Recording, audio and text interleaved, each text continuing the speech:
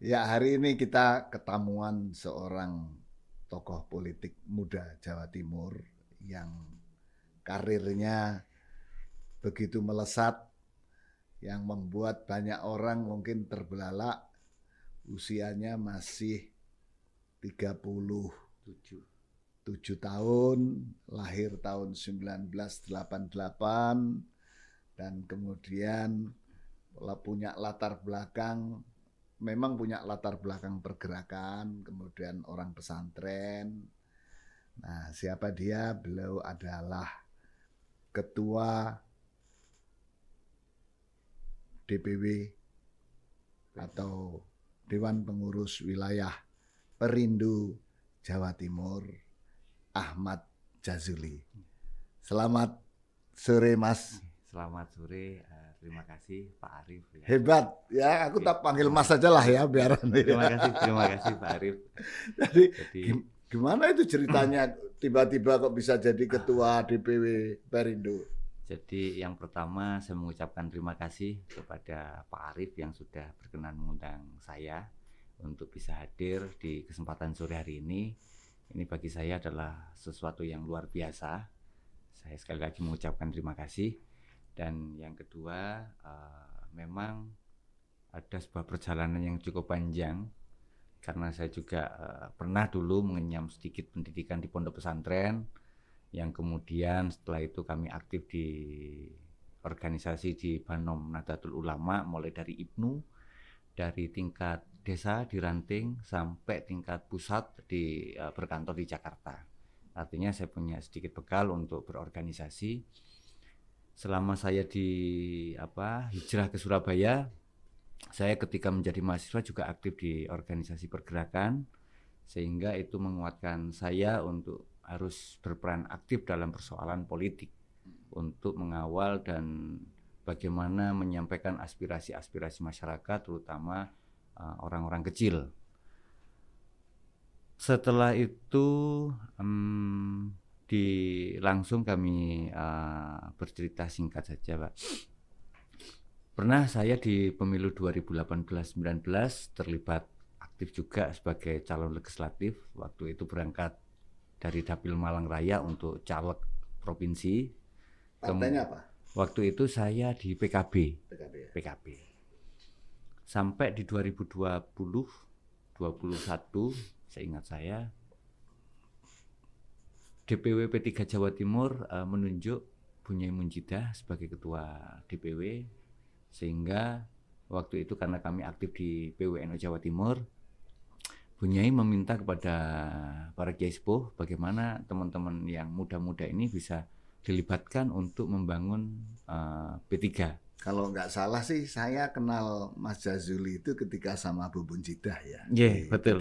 Ya. Yeah, betul. Karena itu saya tidak pernah tahu kalau kemudian pernah di PKB. Nah sekarang kok tiba-tiba gitu kemudian dari PKB menjadi caleg, terus kemudian pernah di P3, tiba-tiba suruh mengelola, memimpin Perindo Jatim. Ini ceritanya piye gitu. Jadi dari histori yang seperti tadi itu, saya sempat di P3 waktu itu sebagai wakil sekretaris di DPW sampai di Pilpres 2024. Tepat di Pilpres 2024 selesai, saya anggap tugas saya sudah selesai. Saya menyatakan pamit dan mundur secara resmi dari kepartean, dan saya ingin fokus pada satu persoalan ekonomi.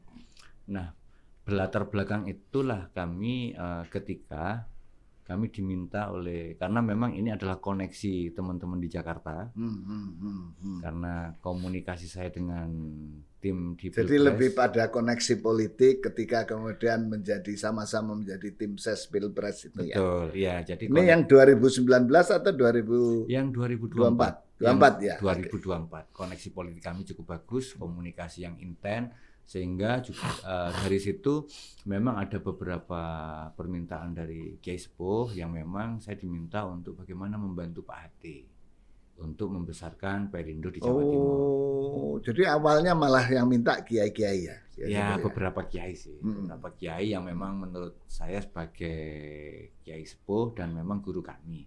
Guru saya baik pada persoalan politik, persoalan apapun, yang namanya santri ini kan kalau ada persoalan apapun itu kan mengadunya kan ke kiai. Ya. Kira-kira begitulah. Nah, ketika kami langsung diperintah, ya sudah, kami tanpa berpikir panjang, tanpa berpikir macam-macam, sudah, karena ini amanah, saya jalankan aja.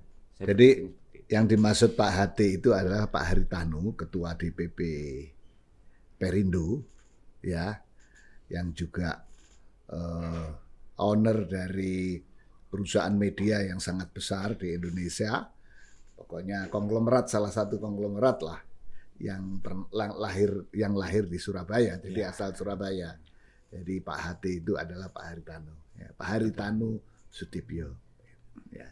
Terus. Nah, setelah itu dengan koneksi kami yang tadi dari Pilpres dan macam-macam, saya dipanggil ke Jakarta, saya diundang bertemu dengan Pak Ade untuk diskusi, kemudian ngobrol. Tidak pernah membicarakan masalah partai. Beliau rupanya lebih nyaman berbicara pada persoalan kebangsaan, pluralisme dan moderasi. Nah, akhirnya dari situlah Pak Hati ada kecocokan, ada ketertarikan dengan latar belakang saya yang tadi pernah di NU, di Banum-Banumnya NU, kemudian juga menjadi aktivis yang turun jalanan dengan berbagai latar belakang itu. Pak Hati tidak lama waktu itu setelah saya ingat hari Minggu ketemu, hari Rabu kami sudah dihubungi lagi untuk dipersiapkan masalah administrasi kepartean. Tak selang lama kemudian kami diundang lagi ke Jakarta untuk menerima SK, yang memang SK itu secara definitif sebagai ketua Perindo Jawa Timur. Nah, selama kami di Jakarta pun kami juga langsung melakukan rihlah politik, jadi silaturahmi ke kawan-kawan kami, senior-senior di khususnya aktivis 98, tetap kami sebagai junior butuh saran petunjuknya para senior untuk temuin teman-teman juga ya. Betul. Di Jakarta, ya. Kita kunjungin teman-teman, ya saya sampaikan Boleh juga. Disebut misalnya siapa yang ada salah satu senior saya itu namanya Pak Ci Sayyid Junaidi, dari 98. Apa ini, karena 98 banyak kan. Ada Bang Wahab Talaohu, kemudian ada Bang Boy, kemudian ada ya beberapa kawan-kawan mantan ketua umum yang tergabung di Cipayung. Jadi kita diskusi. Kami juga kami ini memimpin partai di tingkat Jawa Timur ini kan tidak mudah. Ya. Diberi amanah yang sebesar Jawa Timur ini. Itu battleground. Betul. Pertarungan besar tuh, apalagi partai-partai yang berbasis tradisional. Betul, tradisional. Memang saya juga menyampaikan ke Mbak Ketum, karena ketua umum Perindo ini adalah putri dari Pak Haritanu, Mbak Angela Tanu Sudibyo. Kalau Pak Haritanunya itu Dewan Pembina ya. Betul. Dan waktu itu kami bertemu dengan Mbak Ketum, Mbak Angela, didampingi Sekjen, Bang Ferry, ada Pak Ate. Kami sampaikan, memang amanah ini cukup besar bagi saya, Pak. Saya juga merasa dan menyadari belum memiliki pengalaman yang cukup matang untuk ketika berdinamika di partai politik, tapi saya yakin ketika saya bisa memahami peta politik di Jawa Timur, meskipun tidak utuh. Jawa Timur ini kan menarik, selalu dianggap menjadi battleground, daerah tempur bagi semua partai. Dan memang harus kita sadari bahwasanya di Jawa Timur ini adalah daerah yang dikenal dengan Bangjo. Ya kan? Jadi Bangjo. Lawanmu pasti itu nanti ya. Ya, Bangjo. Namun PDIP-nya kuat, PKB-nya kuat, PKB-nya kuat. By the way, Mas Jazuli, dengan sampai menjadi ketua DPW Perindo, itu kan berarti posisi Saman sekarang sejajar dengan Pak Halim Iskandar, ketua DPW PKB. Kalau saya sih kita anggap komunikasi politik itu kan ya seperti itulah ya, setara, sejajar, itu kan komunikasi politik. Tapi tetap beliau adalah mentor bagi saya, guru, walaupun beda warna, beda politik, tapi kami yang muda ini akan terus belajar kepada para senior. Sudah pernah ketemu belum? Dulu. Enggak, waktu jadi ketua PB? Belum. Memang selama terus misalnya ini, di forum kan kadang-kadang kan ada pertemuan. Ya. pertemuan gitu pimpinan kan. partai politik atau pertemuan misalnya diadakan gubernur ngundang partai-partai politik, belum pernah ketemu ya? Belum. Belum Memang ya? saya baru persis 1 bulan ini, tepat 7 Februari kemarin SK saya terbit, dan tepat hari ini 7 Maret, artinya 1 bulan persis. Saya fokus untuk melakukan konsolidasi di internal, karena memang kami harus membangun konstruksi kepengurusan kami betul-betul dari nol, sehingga kalau kepengurusan kami solid, maka kami akan segera melakukan konsolidasi di tingkatan internal. Dan memang selama 1 bulan ini kami fokus untuk di PW-nya sudah kepengurusan sudah terpenuhi, sudah terbentuk. Sudah. Kemudian di PC-PC juga sudah. Ini kami sedang melakukan identifikasi, melakukan assessment dan melakukan membaca daerah-daerah, karena mohon maaf, ini yang menarik lagi bahwasannya karena dulu sekjennya Perindo ini kan Pak Rofik. Kemudian hari ini mendirikan partai baru, tidak menutup kemungkinan ada beberapa daerah di. Sebelum zaman Pak Rofik ya? Ya, yang pusat. Yang pusat ya. Sekjen. Bang Rofik itu. Sekarang mendirikan partai baru, Rofik. Kalau tidak salah mendirikan partai baru, yang otomatis orang-orang yang masih loyal sama beliau bisa jadi meninggalkan Perindo dan hijrah untuk bergabung di beliau. Pasti loyalisnya dari Jawa Timur juga kan ya. Ini yang kami identifikasi. Pak Rofik itu adalah dulu ketua PW Ansor juga. Bukan. Sorry. Yang Sekjen Perindo. Yang Lamongan. Ya Lamongan kan. Yeah. Ya dulu kan pernah jadi Ansor kan. Pernah. Senior ya, mungkin senior jauh Ansor zaman. Saya tahu Rofik itu senior Ansor zaman Gus Ipul waktu itu sebagai ketua umum Ansor. Jadi ini mudah sekali. Jadi kalau Rofik itu generasi saya. Jadi kemudian jadi sejarahnya Pak Rofik pasti nggak tahu. Wah, ini pertempuran menarik nih. Betul. Terus maka dianggap sebagai bukan hanya battleground, ya kan, tapi memang betul-betul daerah tempur. Maka kami melakukan identifikasi dengan beberapa hal. Memang hari ini kami bersama tim mengklaster untuk tingkat kota kabupaten di Partai Perindo itu kita klaster zona hijau, zona kuning, dan zona merah, sehingga kami lebih mudah untuk mengidentifikasi, karena memang kami betul-betul memperbaiki dari nol.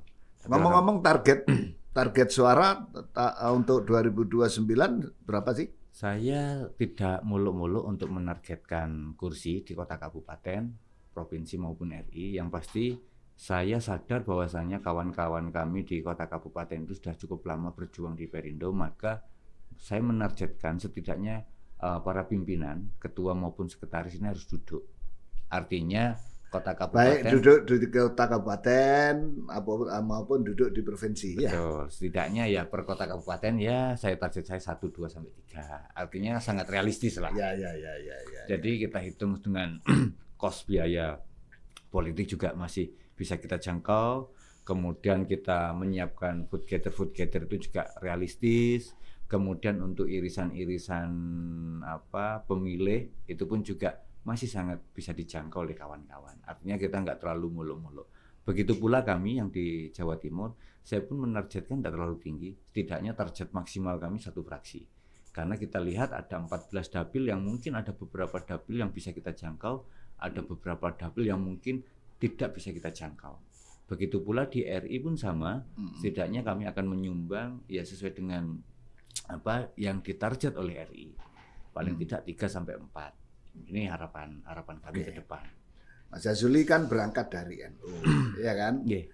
Jadi NU, santri, kemudian tentu dekat juga dengan pengurus-pengurus struktural NU, dan mau menjadi ketua Perindo pun karena endorsement atau diminta para kiai-kiai ya, beberapa kiai sepuh. Nah, sudah lapor atau sowan ke ketua PWNU? Saya kalau ketua PWNU secara struktur belum. Jadi memang kami masih fokus dulu di internal dulu ya, belum keluar belum, ya. Belum. Okay. Jadi kami masih kami sowan ke kiai-kiai pun masih kiai-kiai yang kultur ya, yang di luar organisasi NU. Jadi memang kami sudah agendakan untuk ke depan setelah kepengurusan kami clear, SDM kami cukup clear, sehingga kami akan melakukan komunikasi kepada PWNU, bukan hanya PWNU tapi dengan semua organisasi di level tingkat provinsi, baik Muhammadiyah, LDI dan seterusnya. Ini menjadi satu komunikasi yang kami pun juga akan siap memfasilitasi organisasi ini bila mana ada kader-kader yang punya kapasitas dan punya kemampuan untuk bertarung di politik yang tidak punya wadah. Nah, kami siapkan di sana. Nah, inilah Perindo sebagai wadahnya panjenengan semua, kira-kira begitu. Penampung kader-kader NU Ya, yang nggak tertampung di partai sana ya. Betul ya. Ya memang visi misi saya itu. Jadi saya harus membuatkan wadah bagi teman-teman kami kader-kader NU yang punya naluri politik bagus, yang kemudian tidak tertampung di partai yang lain. Ini yang harus kami siapkan. Ya, Mas Jazuli, banyak orang melihat itu karir politik sampean itu sebuah lompatan yang sangat cepat gitu. Jadi tiba-tiba gitu kan. Dari orang lapangan, dari tim sukses, tidak pernah menjadi ketua ranting, ketua cabang. Kemudian tiba-tiba menjadi ketua PW gitu kan. Nah, ini kan fenomenal gitu. Ada yang juga menyebut wah ini instan nih gitu. Tapi sebetulnya menurut Anda sendiri ini takdir politik, strategi atau kebetulan? Jadi ini saya melihat adalah satu memang melihat latar belakang saya yang betul-betul orang grassroots, orang lapangan, orang yang tahu persis keadaan di lapangan, dan saya sudah menganalisa bahwasanya orang lapangan itu kan banyak hal, tahu banyak hal. Namun terkadang lemah pada urusan kebijakan. Yang selanjutnya saya juga menganggap ini adalah takdir politik. Ketika Tuhan memberi pintu, maka pilihannya saya masuk atau tidak. Ketika pilihannya saya masuk, saya harus bisa menerima konsekuensi apapun, baik politik ataupun ya banyak hal lah. Sehingga ini harus saya ambil. Atau sebaliknya, ketika Tuhan memberi pintu, saya masuk apa tidak? Ketika tidak masuk ya sudah. Berarti saya stagnan di sini. Tapi ketika Tuhan memberi takdir, memberi pintu, saya masuk di sini, inilah awal dari gerbang baru. Saya membuka lembaran baru pada persoalan politik. Nah, artinya ini juga fenomena bahwasanya memang kalau ngomong partai politik, hampir rata-rata itu biasanya kalau tidak linier, orang-orang yang cukup matang dalam persoalan politik. Ya. Saya membayangkan begini aja, misalnya toh yang senior di sini orang NU, tokoh politik itu kan ada Cak Musafa Rauf, misalnya. Aku bayangin nanti kalau sampean ketemu Cak Musafa, Cak ya apa kabare? Konsek. Ya memang hari ini ya, saya sendiri belum bisa menunjukkan siapa saya di tahun-tahun ini. Kami akan fokus dulu internal, fokus untuk menata mesin kami, fokus untuk memperbaiki kendaraan perang kami, sehingga ketika di 2029 nanti itu kelihatan hasilnya, yaitu siapa saya. Begitu aja. Ada pikiran nggak? Aku pengen melampaui Cak Safa ini. Ya, saya pikir saya juga sadar siapa saya, gitu kan. Saya juga sadar kapasitas saya, tapi memang tahap demi tahap harus kita lalui, karena politik inilah sebuah proses yang memang setiap waktu berubah dan setiap detik pun juga berubah, karena memang ya semua persoalan hidup ini kan dinamis. Itu aja bagi saya. Katanya Saman dekat sekali ya dengan Kiai Mustamar, Marzuki Mustamar. Ya, karena saya santrinya beliau. Oh, dulu nyantri ke Kiai Mustamar. Santrinya beliau, jadi ketika ada persoalan apapun saya juga selalu mengeluh, mengadu dan selalu mohon petunjuknya dari beliau. Berarti ini ya, dapat restu juga dari Kiai Marzuki Alhamdulillah Mustamar. Beliau mendukung, merestui, dan beliau juga mengamini saya di sini. Karena ya itu tadi sama dengan yang saya sampaikan tadi, bahwasanya tidak semua kader-kader NU punya kesempatan untuk berkontestasi politik di partai yang memang dilahirkan oleh NU. Maka tugas kami adalah memfasilitasi, memberi wadah kepada kader-kader NU yang tidak terakomodir di partai yang lain, seperti itu. Pesan yang Anda ingat dari Kiai Marzuki apa? Yang pertama, beliau menyampaikan untuk segera melakukan konsolidasi dan penataan organisasi di internal kami. Yang kedua, beliau menyampaikan bikin program-program yang bisa manfaat untuk masyarakat. Memang saya melihat bahwasanya sampai hari ini Partai Perindo masih konsisten betul pada persoalan UMKM. Nah, ini yang menjadikan saya lebih tertarik lebih dalam untuk bagaimana Partai Perindo ini berjuang untuk kesejahteraan masyarakat melalui UMKM. Terutama dan pada umumnya ya petani, pedagang, nelayan, tapi sampai hari ini Partai Perindo fokus betul pada urusan UMKM. Biasanya Mas Jazili, orang itu ketika pegang sesuatu itu kan cari benchmark gitu ya. Oh, aku ini pegang Perindo nih. Aku pertama akan kalahkan siapa?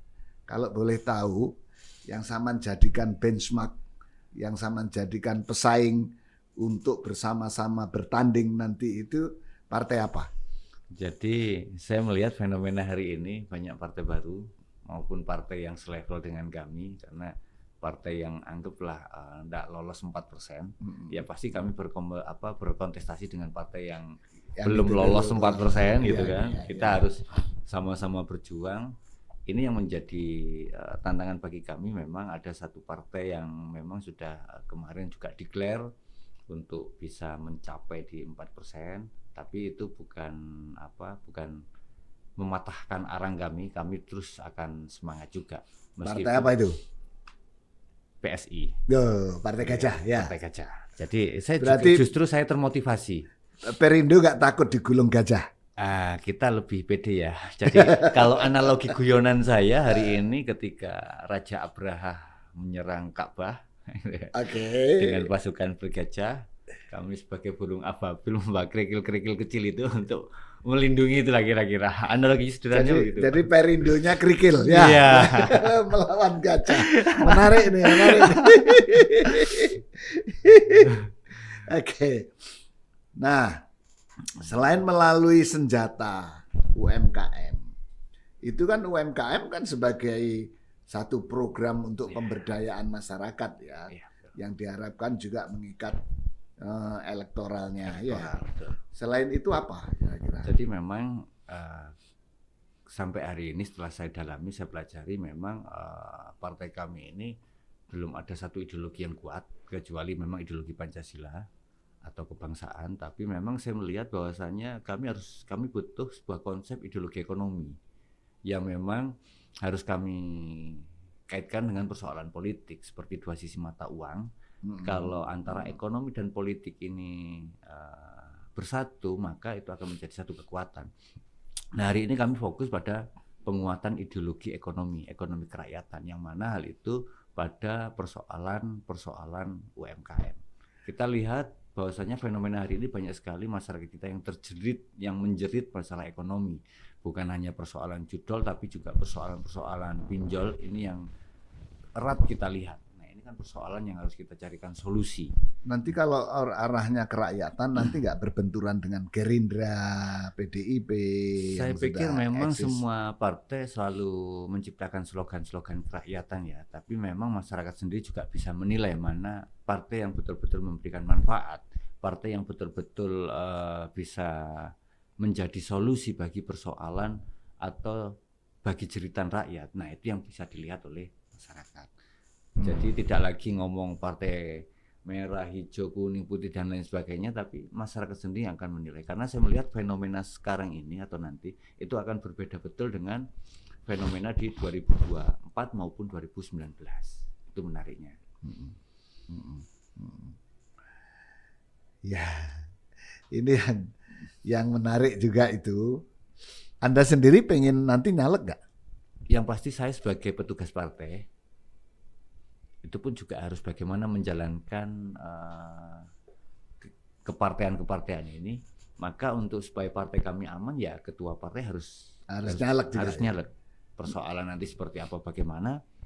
Karena saya sadar kalau kita punya kursi di Senayan, di parlemen, maka partai ini memiliki survival yang cukup bagus. Jadi bisa mandiri, bisa bertahan, dan selalu bisa memberikan manfaat untuk masyarakat lah, kira-kira seperti itu. Mas Jazuli sebagai ketua PW kan bisa memilih, bisa menentukan dapil mana gitu kan. Nah kira-kira kalau nanti menyalek itu ngambil dapil mana? Hari ini kami masih menghitung dapil-dapil yang representatif. Memang kami hari ini punya 7 dewan, 1 ketua DPRD di Jawa Timur ini. Kami punya ketua DPRD di Kota Madiun, kami punya 4 kursi di sana. Kami punya 1 kursi di Kabupaten Mojokerto, 1 kursi di Kabupaten Bangkalan, dan 1 kursi di Kabupaten Lamongan. Artinya daerah ini memang yang ke depan yang harus kami prioritaskan untuk bisa mendulang kursi-kursi lebih maksimal lagi di sana. Nah untuk saya sendiri seperti apa, bagaimana itu nanti. Oh belum ada ya. Belum. Udah mulai cerdas. Kalau ngomong strategi taktik kemudian tidak keluar gitu ya. Oke, by the way, Mas Jazuli ini kan orang dari NU santri, kemudian tumbuh, kemudian memilih jalan ketika ada takdir Yang berbeda. pilihan sebagai ketua partai tadi, kemudian itu kita diambil sebagai tantangan. Nah tentu kemudian nanti pasti akan ada pilihan-pilihan. Kalau misalnya harus berhadapan-hadapan antara kepentingan pesantren, kepentingan NU dengan kepentingan partai. Ketika dihadapkan pada dua-duanya harus berhadapan-hadapan, ya, Mas Jazuli kira-kira memilih mana? Ya yang pasti saya tidak meninggalkan hakikat saya sebagai santri maupun kader NU. Maka kami harus tetap memperjuangkan apa yang menjadi kepentingan kami. Persoalan partai saya pikir ini kan persoalan politik. Kepentingannya bisa kita kawinkan dengan persoalan kepentingan partai politik maupun kepentingan NU maupun pesantren. Kira-kira begitulah. Jadi secara simpelnya begitu. Jadi memang harus kita lihat nanti kepentingan yang lebih prioritas yang mana. Itu kira-kira. Oke, pertanyaan terakhir nih. Orang kan selalu berpikir ketika berbuat sesuatu di sektor publik atau sektor politik, itu kan selalu pasti punya pikiran, aku nanti sebagai politisi pengen dikenang sebagai apa. Nah, Saman lebih pengen dikenang sebagai seorang santri yang berhasil di dunia politik atau dikenang sebagai politisi yang berasal dari pesantren? Saya sih sederhana. Jadi kita mau dikenang seperti apa, bagaimana, kembali lagi kita berbuat apa dulu untuk mereka. Kalau saya ingin dikenang sebagai pahlawan UMKM, maka saya harus berbuat kepada para pedagang. Bagaimana saya bisa mensejahterakan mereka dengan baik. Bagaimana kami bisa memberikan solusi ketika mereka ini para pedagang mengalami kesulitan dan ada masalah. Begitu pula di pesantren. Apa yang sudah saya berikan kepada pesantren? Regulasi apa, kebijakan apa? Kalau kami sudah bisa memberikan itu, maka bisa menciptakan saya mau jadi apa. Saya sederhananya begitu. Jadi memang saya hanya kepingin memberikan manfaat kepada umat, kepada masyarakat, sehingga kami di Perindo ini betul-betul menjadi wasilah, menjadi jembatan bagi kesejahteraan masyarakat.